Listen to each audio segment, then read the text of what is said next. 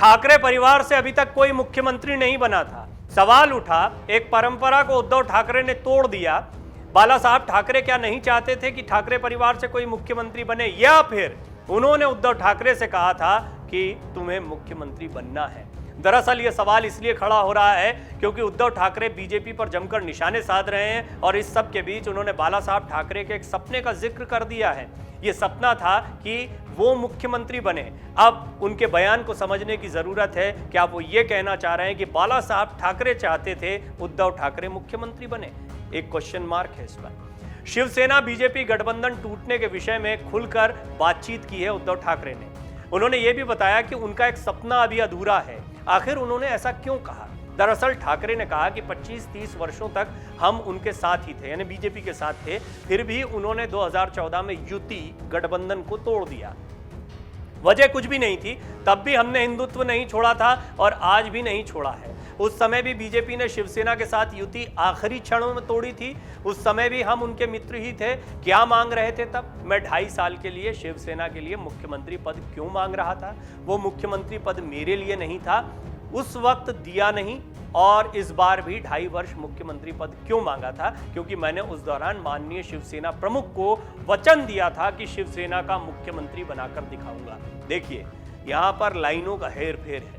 शिवसेना का मुख्यमंत्री बनाकर दिखाऊंगा, ऐसा नहीं है कि पहले शिवसेना के मुख्यमंत्री नहीं बने हैं। जब भी बीजेपी और शिवसेना गठबंधन की सरकार बनी है तो उसमें शिवसेना ने हमेशा लीड किया और शिवसेना के मुख्यमंत्री पहले बने हैं, इतिहास ये बताता है। लेकिन ठाकरे परिवार से कोई मुख्यमंत्री नहीं बना था।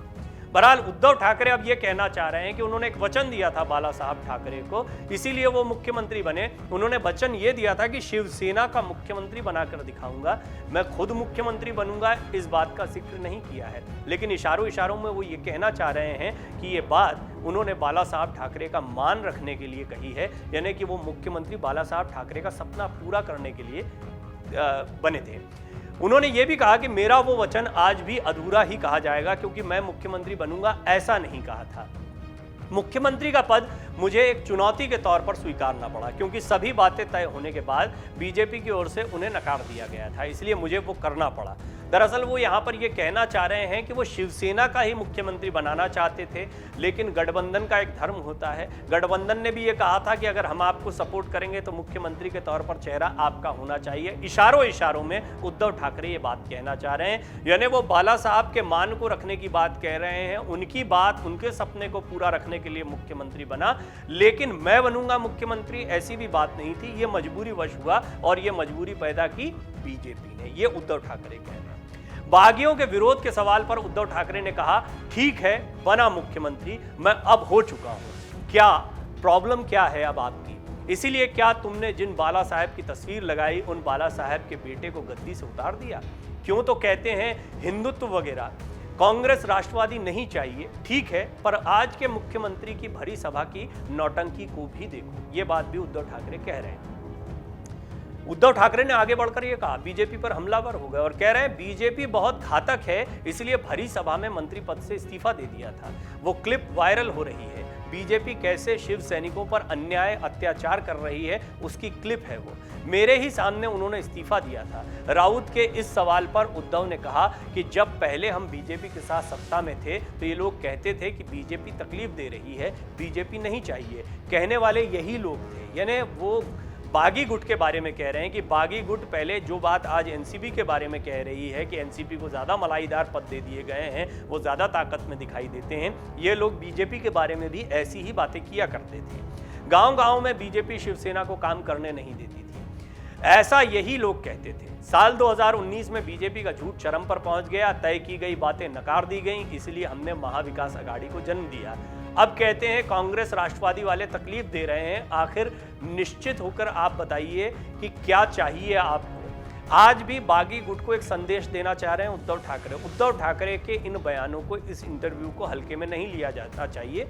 दरअसल उद्धव ठाकरे अब एक इमोशनल कार्ड खेल रहे हैं। सवाल खड़ा हो रहा है कि बाला साहब ठाकरे के विचारों को लेकर कौन आगे बढ़ रहा है। एकनाथ शिंदे भी इस बात से इनकार नहीं कर सकते हैं कि शिवसेना उसी की होगी जिसके साथ बाला साहब ठाकरे का चेहरा होगा, जिसके साथ बाला साहब ठाकरे का सपना होगा। उद्धव ठाकरे कह रहे हैं सपना तो मैं लेकर चला था, बाला साहब ठाकरे चाहते थे कि शिवसेना का मुख्यमंत्री होगा। हालांकि मैं मुख्यमंत्री बनूंगा या ठाकरे परिवार से कोई मुख्यमंत्री बने जैसी कोई बात नहीं थी, ये मेरी मजबूरी थी, क्योंकि ऐन मौके पर बीजेपी ने हमको दगा दे दिया। उन्होंने इस बात का भी जिक्र किया कि 2.5 साल के लिए बात हुई थी कि 2.5 साल क्यों ना आपका मुख्यमंत्री रहे, 2.5 साल हमारा मुख्यमंत्री रहे, इस पर कोई बातचीत नहीं बन पाई थी। यह बहस बहुत लंबी है, पहले भी इस पर बीजेपी अपना स्पष्टीकरण दे चुकी है कि इस तरह की कोई बात नहीं हुई थी। हालांकि उद्धव ठाकरे की तरफ से यह दावा किया गया कि अमित शाह ने खुद कहा था कि 2.5 साल आपका मुख्यमंत्री होगा या आप जिसको कहेंगे वो चेहरा मुख्यमंत्री बनेगा। अब बड़ा सवाल ये खड़ा हो रहा है कि उद्धव ठाकरे को ये सपना पूरा करना भी था तो क्या एकनाथ शिंदे जैसा कोई चेहरा पहले आगे नहीं आ सकता था। बाद में हुआ यही कि उद्धव ठाकरे को किनारे कर दिया गया और उद्धव ठाकरे की बड़ी गलतियों में सबसे बड़ी गलती ये थी कि ठाकरे परिवार से पहली बार कोई सत्ता में आया। अभी तक किंग मेकर की भूमिका में ठाकरे परिवार रहता था।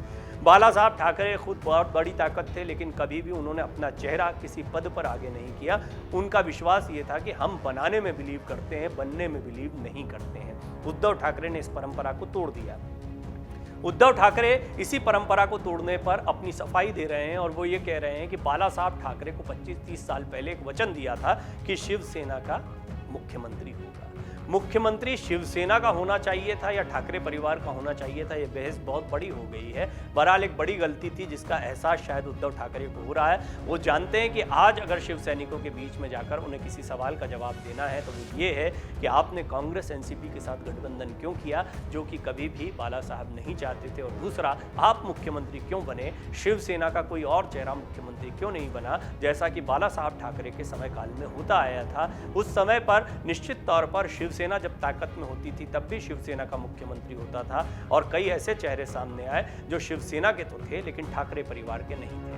उद्धव ठाकरे ने अपने इंटरव्यू में कई बातें कही हैं और वो कहीं ना कहीं ये कहने की कोशिश कर रहे हैं कि बीजेपी ने उन्हें दगा दिया है। उन्होंने बीजेपी को दगा नहीं दिया है और कांग्रेस के साथ में या एनसीपी के साथ में जाना उनकी एक मजबूरी बन गई थी, क्योंकि वो बाला साहब ठाकरे के सपने को पूरा करना चाहते थे।